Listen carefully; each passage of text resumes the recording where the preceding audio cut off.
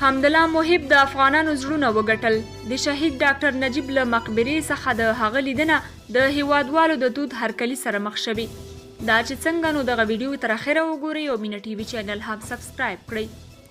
شهید ډاکټر نجیب چې د میلیونونو افغانانو زړونو کې ځای لري او هر هیوادپاله افغان هغه سره مینه لري او هیوادنۍ مینې ته یې حیران دي. دا چې مجاهدین د هغه خلاف جنګیدل نو ډاکټر نجیب یې خائن او جاسوس باله. نو د همدې لپاره ډیر شکیر اوسنی چارواکي د دې لپاره چې جهادي مشران ترې خفه نشي په ښکاره د ډاکټر نجیب ستاینه نه کوي او د هغه له یادولو ډډه کوي. خو محب داسې کار وکړ چې پر مجاهدینو او د هغوی پر پلویانو یې اور بل کړ. د پاکستان په لاس د ډاکټر نجیب د شهادت وروسته چې کابو 2 نیمې لسیزې تېرې شوي، ډاکټر محب لومړی لوړپوړی چارواکی دی چې د په قبر حاضر شو. ډاکټر نجیب سره بې شکه فکري مخالفت وکړئ. هغه مسلم حق دی، ولې د هغه په وطن دوستۍ او د دې خاورې په ساتنه هیڅ تاریخ چوپ نه دی پاتې. پاکستانی استخبارات په جار وایي چې د ډاکټر نجیب په شهادت کې لومړنی ډز دوی پرې وکړ. حکمتیار چې حکمتیار د فکرونه مو باید داسې په وطن جوړ وي چې په دوستم هم د پاکستان نادوده پر فکر راځي. د ننګرهار ولس باید د مخه د پنجاب خوله د شګو ور ډکه کړي.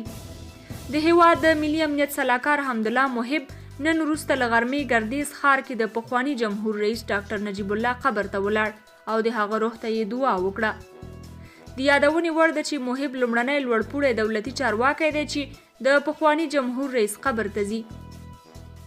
له همدې سره سم د پکتیا والي وویل نږدې ورځو کې به د مقبرې جوړولو چارې هم پیل شي. د محب ورتګ او د افغانانو غبرګونونه د ولسمشر غني فرهنګي سلاکار شاه حسین مرتضوي لیکلي د ډاکټر نجیب قبر ته د محب تلل او د هغه د مزار جوړول د ستاینې وړ اقدام دی. همدارنګه ضیا ودان لیکي محب ګله ډیر چارواکي له ډاره د ډاکټر نجیب نوم لا نشي اخیستی او ته یې مزار ته ورغلې ودې ګټله ظالمه. بلخوا د ملي امنیت شورا پخوانی ویان تواب غورځنګ لیکي زنده باد ډاکټر چې د شهید ډاکټر صاحب نجیب قبر ته ورغلی، تاریخ به دا ولیکي په اطمینان سره. بلې یوې خور د جلوه تصمیم په نامه لیکلي د هیواد قهرمان بچی د هیواد اتل رئیس جمهور شهید ډاکټر نجیب قبر ته ورغلی دی. ژوند زموږ اتله، په تا ویاړو، تا ته د آفرین وي. لومړی لوړپوړی چارواکی ته یې چې د دې قهرمان قبر ته لاړې. نور خو څوک مزاري لمانځي، څوک مسعود لمانځي، خو رښتیني اتلان یې هیر دي. یو بل ورور د اسد صمیم په نوم لیکي که در لنډ وای نو د محب صاحب ملاسونه ښکلول، نن به د شهید رهبر روح آرامه وي. قدرمنو کتونکو، تاسې د حمدالله محب د یاد اقدام په اړه څه نظر ورکوئ؟